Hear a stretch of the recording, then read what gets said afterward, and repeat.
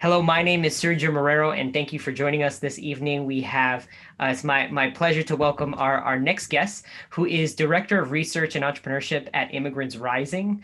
She's also a lecturer at University of California, Los Angeles, and also a former researcher at the Stanford Latino and Entrepreneurship Initiative. So thank you for joining us, Dr. Iliana Perez.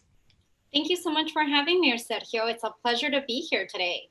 Of course. Thank you for making the time and diving right in this important time, right? As we're being challenged with COVID, I get into conversations about immigrants and entrepreneurship and the role they play in the space. So we're honored to have you today to talk about your research and the leadership that you all are working on. But I want to pause for a minute, and can you talk a little bit about what Immigrants Rising is?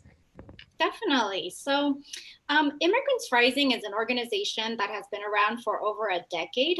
It started off as an organization that provided financial support to undocumented students. It was started by a woman named Catherine Jin. And the idea behind the organization, again, was to support undocumented students that at the time did not have access to financial aid and had very many limitations around accessing higher education. I was one of those students navigating the educational system as an undocumented student with very limited opportunities.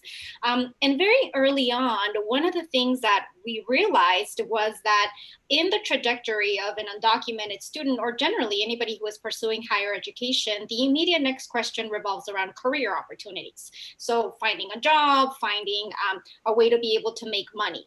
And so when I graduated from college back in 2009, I didn't have work authorization or a social security number or a driver's license. So very quickly, it became apparent that I needed to figure out a way to be able to utilize my degree and to be able to make money.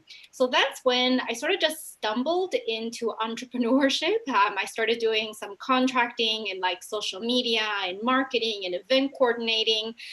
And as part of that work that I sort of stumbled into with my partnership with Immigrants Rising, which was called Educators for Fair Consideration at the time, I got the opportunity to interview other individuals to figure out how else were people faring with their undocumented status without work authorization. So this ultimately led to the creation of intentional programming to help inform the undocumented community about income generation options through entrepreneurship. In addition to entrepreneurship, Immigrants Rising offers many other services, primarily for the undocumented community, including scholarships, including partnerships with colleges and universities to support undocumented students, legal services, and I specifically focus on the entrepreneurship side of things, running a few programs that I can continue to talk about. Great, great. And just to call it what it is, I like being a straight shooter. So we're both of Latino background. People may assume when you say immigrant, you mean people of certain backgrounds. Can you talk about what immigrant means? What populations do you serve as a part of Immigrants Rising? Sure. So we specifically serve undocumented individuals. So because I am currently a DACA recipient and grew up being undocumented. So we serve individuals who have either lost status. So many undocumented immigrants, such as myself, came with a tourist visa, which expired shortly after our arrival, placing us immediately under the undocumented status. There are also individuals who lose a particular type of other visa or come to this country without any documentation. So we primarily serve those individuals that currently do not have an access to legalization. And what countries do they end up being from? So the majority of generally the undocumented population, and hence the population that we served, is primarily from Mexico, given that that is one of the largest waves in most recently. In addition to that, there are immigrants also from South America, which are the latest wave of immigrants. We also serve quite a large Asian American API population. We also collaborate often with the Undocumented Black Network, which is a network of undocumented Black individuals. So generally, there are many ethnic backgrounds associated to undocumented immigration based on all the different immigration waves that we have seen over the past few decades. And what type of work? I know you joined Immigrants Rising and started the entrepreneurship initiative there. Can you talk about the type of work that you do for entrepreneurs? Definitely. So over the past decade, we started off by creating resources to inform the undocumented community about entrepreneurship. And we talk both around like contracting opportunities, whether it's through professional services or the formal definition of entrepreneurship, which is business startup. So we started off by creating several webinar series, several guides. Over the past few years, we have expanded to providing funding, so seed funding to undocumented entrepreneurs that are pursuing some type of social venture. So we started our entrepreneurship fund about 5 years ago. We started off by doing year-long fellowships where we provide grants ranging from $20,000 to $50,000 to aspiring undocumented entrepreneurs. And some of those examples have included individuals who started, for example, the Family Reunions Project, which is an amazing project that utilizes virtual reality to connect undocumented families in the US with their families back in their home countries. We've also funded individuals, an individual out in Chicago who has been able to legalize her street vending company and has been able to create a shared kitchen and has been helping other street vendors in her community to continue with their businesses. Our entrepreneurship fund kind of changed a little bit over the since last year. We started our Kickstarter funds.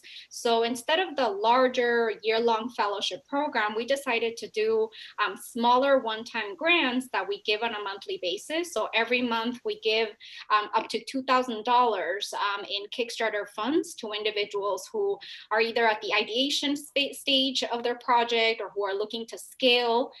We have seen that this funding is primarily used for like a software upgrade, for some certification, licensing. And so we have been awarding those Kickstarter grants in September of last year. And some examples of the kind of entrepreneurs that we have funded include restaurant owner. There is Ju Hong in Oakland who has started a restaurant with his mother. So we've seen a lot of these like parent-child businesses come along. That was one example. We've also been able to fund an individual who is looking to start his own mental health practice, particularly to serve the immigrant community.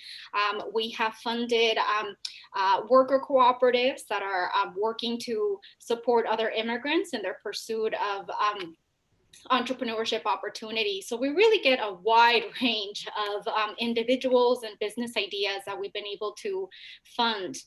And in addition to that, we've also been involved with developing large networks of undocumented entrepreneurs across the US. For the past couple of years, we have hosted our Festival of Undocumented Innovation, where we bring together undocumented entrepreneurs from across the US to meet each other, to support each other, potentially do business with each other. And that's been an amazing opportunity for people to come together. And it's amazing to see when an undocumented entrepreneur meets somebody else and says, oh my gosh, I thought I was the only one. I didn't know that others were out there. I didn't know what kind of support existed for me. And then lastly, in addition to that, more recently, we established a partnership with forward.us to create entrepreneurship modules that will give an opportunity for larger groups of individuals to learn about entrepreneurship with a hands-on approach through a very easy to use curriculum that can be accessible with a mobile device at any time. Great. And for those that, I know sometimes get into a conversation with people they're trying to understand, okay, why is supporting undocumented immigrants important? Like, what role do they play in our economy? Can you talk a little bit to your research in that regard and the role that undocumented immigrants play? Definitely. So, in terms of the research side of things, I was very fortunate to get the opportunity to pursue a PhD at Claremont Graduate University. And initially, my focus started off understanding access to higher education for undocumented students.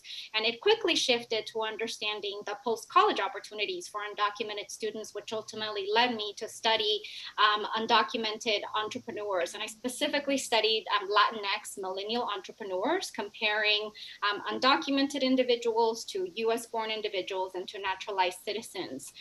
And one of the most interesting findings was that undocumented individuals actually generate higher income, higher business income compared to both naturalized citizens as well as US citizens. And then overall, there's been quite a lot of research that has been done primarily by the New American Economy, which is a bipartisan think tank, and they've been able to identify the number of undocumented entrepreneurs, and it's estimated that there's approximately over 800,000 undocumented entrepreneurs in the US.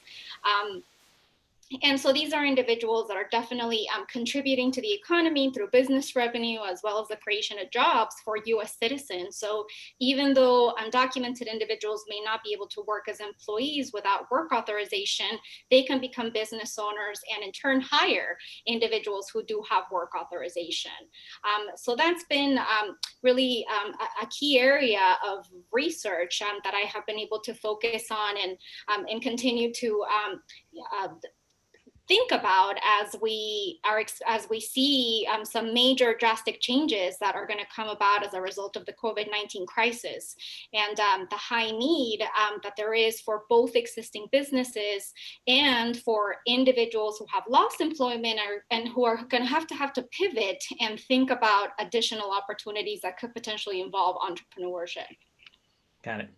So not only, even though they're undocumented, they're able to create businesses and create jobs. Why do you think that is? You notice a discrepancy or the deviation, right, in undocumented immigrants earning more? Is it because they're more of them are entrepreneurs, or I'll turn it over to you. What do you think that is? Definitely. I mean, I definitely took a look at that in my research, and a couple of areas I can point to is the fact that given the fact that an undocumented person without work authorization cannot enter the employment sector, they're sort of pushed into entrepreneurship. So that automatically sort of creates a shift in mindset and sort of the desire to be successful as a business owner, given that we can't be part of the regular employment sector. So I think that there's just a natural drive and inclination to really develop a business because we don't have a choice. Or the other choice, the alternative could be working in a low wage job under the table. So it's more economically beneficial to really develop our own businesses on our own accord, given that it is legally a possibility for us. So I think that that's just one of the biggest determinants. Generally, there's a lot of literature around just sort of the willingness to take risks for immigrants, just given the natural inclination of the fact that it just takes so much of a different kind of personality, tenacity, grit as an immigrant to come to a new country, learn a new language, learn a new culture, that it automatically sets up immigrants to be able to be risk takers and be able to want to pursue entrepreneurship. Lastly, in addition to that, as part of my research, I found an interesting finding among the individuals who were thriving as entrepreneurs. There is some connection that I was able to find, and it's very preliminary research, and there's definitely more research to be done, but there was a connection to a STEM education. And we do know that definitely businesses in the technology sector tied around science, technology, engineering, math generally are succeeding and thriving. And I found a connection through that many undocumented individuals were majoring in those fields. And that's definitely something that I would love to continue to research. And there's definitely a personal connection to that, having studied math, that I made that decision because I knew that it would open up many opportunities in the future for me to be able to utilize those particular skills. Great. Can you share a little bit about the research you conducted at the Stanford Latino Entrepreneurship Initiative? Definitely. So I had the amazing privilege to work with SLAY, the Stanford Latino Entrepreneurship Initiative, housed at the Stanford Graduate School of Business. And this is definitely one of the reports that I got an opportunity to work on. And so SLAY is focused around really trying to understand the latest trends, the research around Latino entrepreneurs. And it's primarily focused around the factors that contribute to the ability for Latino entrepreneurs to scale. So part of the findings that are in that report talk a lot about how there's been a huge increase in Latino entrepreneurs that is actually outpacing white entrepreneurs and any other ethnic group. But one of the challenges is that those businesses are staying small. So for the majority of those businesses, there's only one person that's part of the business. There's definitely a lot of challenges to growing the company, to bringing in employees. So part of what we looked at in that particular research for that particular report was really looking at the strategies and characteristics that correlate to the scalability of a business. And I'll mention some of the few, but highly encourage you all to take a look at that report and many of the others that have come out. But some of the factors that we considered were business certification. We definitely saw in the data that the ability for businesses to be certified as minority-owned businesses, women-owned businesses, really made a difference. In addition to that, formal networking, so being part of like formal networks such as the chambers of commerce was also a positive factor. Business registration, so registering a business with local, state, federal agents, provided some liability protections, legal benefits, potential tax benefits. Working in the technology sector was also, and it's a finding that we have continued to see with the ability to both integrate technology and be able to have businesses specifically in the technology sector. Exports were another correlation to scalability as well, with the ability for businesses to be able to branch off to international markets. And so those were just a few of the factors that we identified. One of the biggest findings and sort of what we continue to look at both just generally with entrepreneurship is accessing financial capital. That is something that stands out all across different industries, across different sizes of business, and the real need for the financial sector to be able to pay attention to Latino entrepreneurs, to minority entrepreneurs that are often discriminated against when they're trying to look for funding opportunities. Okay.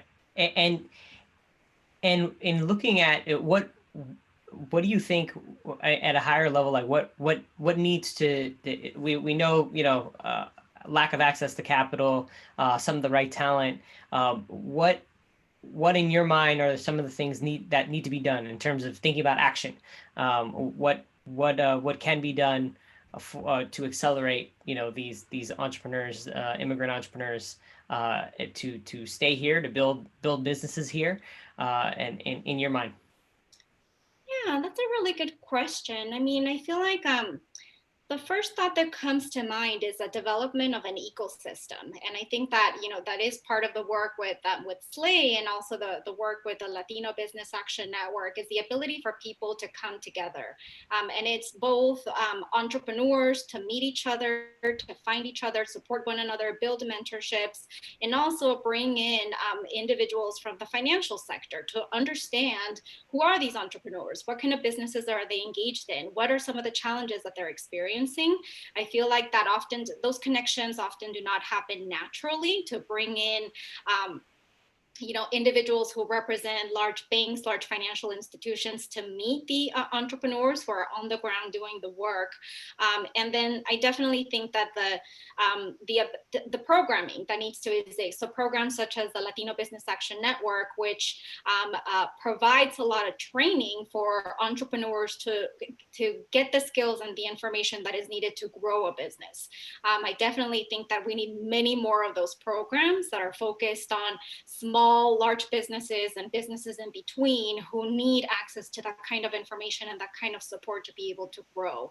So I think that definitely those three pillars around the development of that ecosystem are super important. I definitely think that, offering training, support in different languages is also super important. I've actually been doing a webinar series in partnership with United We Dream over the past couple of weeks, and I've been able to offer the trainings in both English and Spanish, and our Spanish audience has doubled or tripled compared to our English audience, and I was completely not expecting that. And we've been getting a lot of feedback that the Latinx Spanish speaking community often doesn't get this kind of information around money, around business. So I definitely think that there's a huge need to establish those partnerships with the organizations that are providing this kind of information and resources. Okay, great. And if you're to take a step back, can you share a little bit about your work? You mentioned working with other organizations, not just the Latinx population. I know some of the challenges are probably not just unique to the Latinx population. Can you share what the work that you do in Immigrants Rising with those organizations? Definitely. So we have, as part of the work with Immigrants Rising, because again, the undocumented population just comes from so many different ethnic backgrounds, we've been able to partner with several ethnic groups. I can think of primarily the Undocu-Black Network, which is a network, again, comprised of undocumented Black individuals. And in many of our festivals, actually, that we have hosted, we get about a third of our participants from the Undocu-Black community. So it's a very entrepreneurial community that is always looking for either the next hustle, the next gig, but definitely is experiencing a lot of challenges with being able to get off the ground, to being able to scale a lot of those opportunities that they're looking for. And I know that a lot of the data suggests that it's definitely a lot of the Black community members that are having an extremely difficult time accessing the support systems, the financial capital that is needed to grow. And of course, we can think about all the different challenges related to racism, discrimination that is very prevalent, unfortunately, in this country. So those are definitely some barriers that we need to tackle and figure out how to come together and really overcome some of those even just ethnic divisions, where there are plenty of opportunities to be able to support one another and figure out how we can, again, increase the support and access that is needed. Great. Can you share a little bit about the work you're doing? Well, the current situation with DACA and some of the work you're doing. Yeah, so a little bit about the DACA program for anyone out in the audience who may not be as familiar with it. So the Deferred Action for Childhood Arrivals was announced by President Obama back in 2012. I myself became a DACA recipient in 2013. And what the DACA program does is that it provides some undocumented individuals who came to this country at a certain age, who are also had to be younger than about 34 years old, were able to get relief from deportation, a social security number, and a work permit. So that completely changed really the lives of hundreds of thousands of undocumented individuals. About 800,000 undocumented young people were able to receive DACA. Unfortunately, the program was rescinded by the Trump administration back in 2017. The rescission means that no new DACA applications have been accepted since 2017, only renewals. So our DACA permits are valid for 2 years, and we do renew them every couple of years. So right now, only renewals have been available.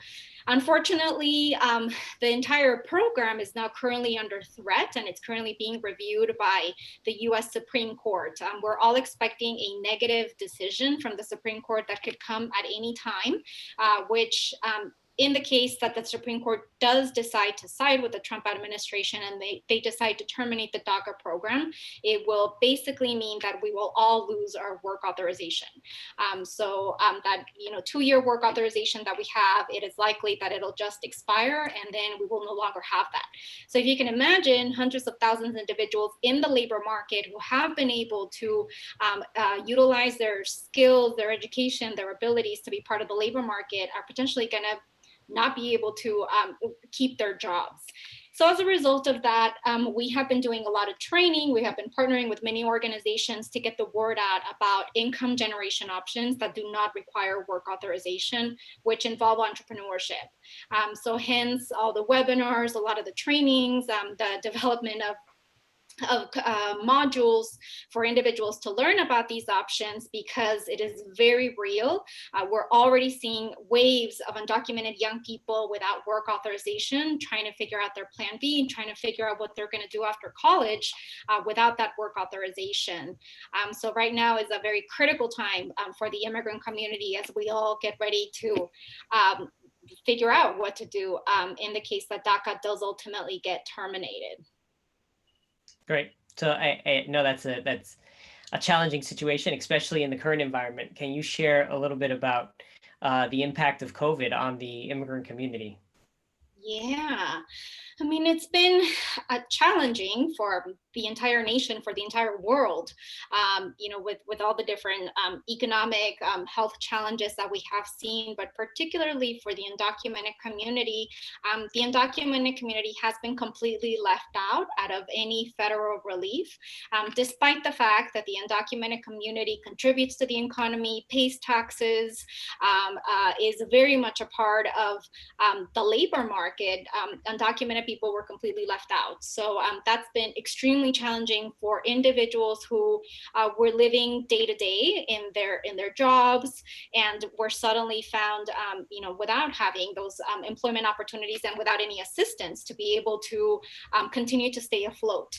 So it's definitely been a major challenge for immigrant communities. We're very fortunate that in states such as here in California, the governor has provided financial relief through a partnership between both the state funds as well as private funds. And so just this week on Monday, that funding became available to undocumented immigrants. Each undocumented person is eligible for $500, up to $1,000 per household.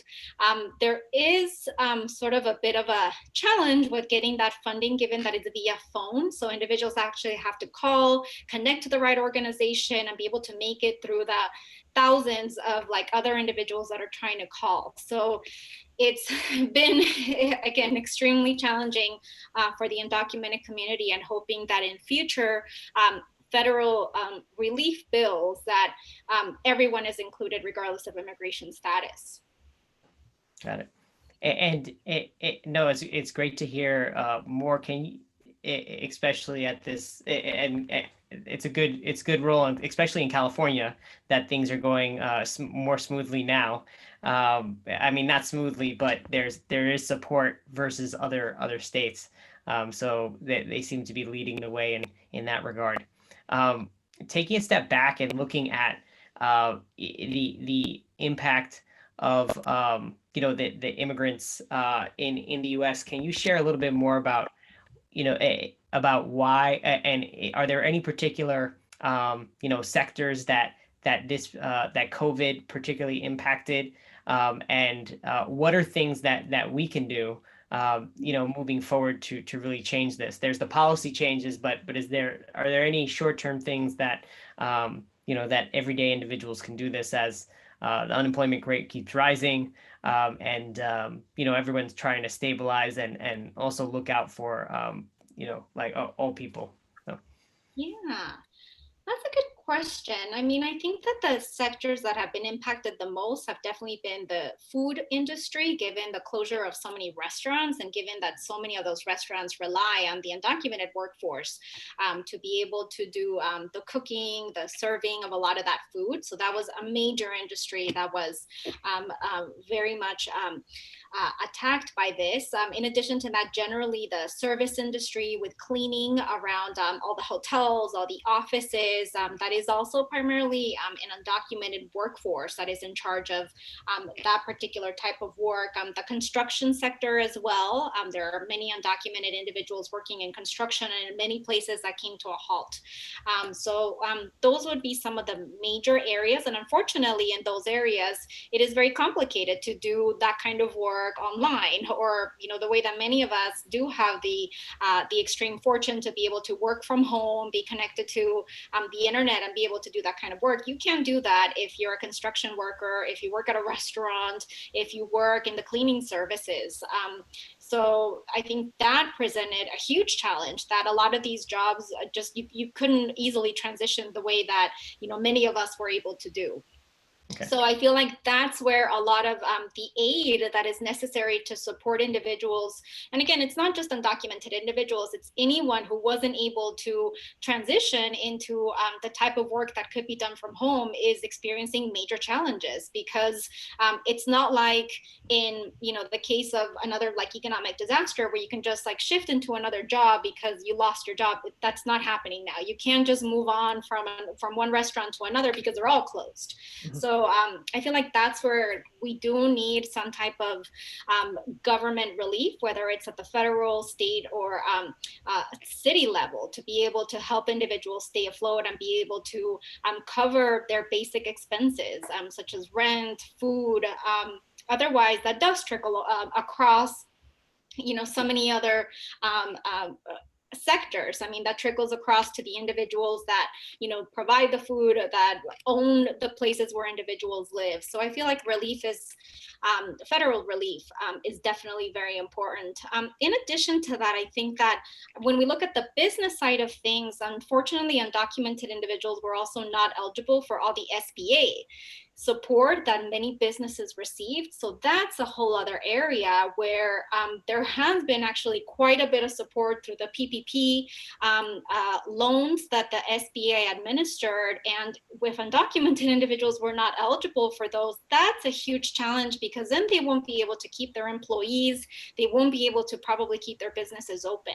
So that's definitely another area that I know that many organizations, such as the Small Business Majority, have been advocating for, to ensure that that funding is available to anyone regardless of immigration status. Because again, we see a trickle factor where if an undocumented business owner is not able to get that funding, they're going to lose employees. Those employees are not going to be able to have the support that they need, and then it just becomes this chain of economic challenges for individuals. So I feel like that's definitely a huge need right now that is just so important in terms of the emergency relief options that are needed. And I think in the long run, I think just additional support for the training, the information that is needed for anyone, regardless of immigration status, to be able to launch a business, to grow a business, as we found with Latino entrepreneurs. That was a need before COVID-19. So I think that all those needs and challenges that we have identified in the research are just going to be exacerbated as a result of COVID-19. Okay. No, I thank you for sharing that. If you're looking at, and you look deeply at immigration in the U.S., are there any other countries that, or any other policies in other countries that you look to as a model of things that we should look at? Gosh, that's a good question. I'm trying to think of good models. I mean, we often see sort of the United States as, the most, not the most welcoming. We're definitely not in a place to be welcoming given the current administration, but in a sense that immigrants do have opportunities that are not available in other countries, just given all the resources that the United States has. And I'm trying to think who would be good. I can think of only negative examples. I mean, if we look at immigration from South America into Mexico, it's pretty bad. Mexico does not offer very much support at all. So I just think that, the fact that people are having to move all across the world for economic reasons, for social reasons, environmental reasons, is really opening our eyes to think about what are some sensible immigration reform reform options or some immigration policies that can be passed. And I honestly don't think that countries have really been able to figure that out. I mean, we've seen so many challenges occur in Europe. We've seen so many challenges in many African countries, limiting people, from moving around. So I think that generally we just have not been able to figure out exactly how to deal with like the movement of people from place to place. And I think the United States is in a great position to set the example and really, come up with some sensible solutions, given the fact that we have a history of immigration for the entire time that this country has been around, and just have not been able to quite figure out what the right solutions are. Can you share a story of pick one of your entrepreneurs that you feel is thriving, and a real example of what you aim to help immigrant entrepreneurs here in the U.S. Thrive to do? Gosh, that's a difficult question. Let me think about. We've worked with so many amazing entrepreneurs. Let me think. I would probably go with Armando Ibanez. So Armando is based out of LA. He is the creator of a YouTube show called Tales. He has an amazing story to tell, and I encourage everyone who's watching to check out his show. He single-handedly produced the first 2 seasons of his show. They're based on his own personal experience as an undocumented, undocu-queer individual looking to find himself with all the limitations that come with being undocumented. He created a series all about it. He self-produced it, self-funded the first 2 seasons. He ultimately became one of our Entrepreneurship Fund winners and received some funding to produce the 3rd series, which just came out a few months ago. And he was definitely able to bring in and be able to pay for undocumented cast members, undocumented producers, videographers. So he's created this entire ecosystem that I'm talking about within the film industry. He's been able to really uplift the stories and work of the undocumented community. He's been able, prior to the COVID-19, he had been touring around the United States, getting invited to do multiple speaking engagements. And on every single one of those, he brought the crew, he brought the cast, and very much talked about the fact that everybody was undocumented. He's also now established his own LLC and is providing consulting services, is partnering with several other large media organizations. So it's just like amazing to be able to see that kind of resilience and grit really come alive in front of you. So that would be sort of one of the many examples I can think of individuals that are thriving and that are not letting their immigration status define them. Awesome. Great. Well, everyone, thank you. This is Rebel One Live. Dr. Iliana Perez, thank you for joining us of Immigrants Rising. Stay tuned and come back. We're here usually Tuesdays through Thursdays at 7 p.m. Eastern Time, 4 p.m. At Pacific Time, interviewing amazing entrepreneurs and investors focused on impact. So thank you for joining us, Dr. Perez. Thank you so much for having me, Sergio. This was great.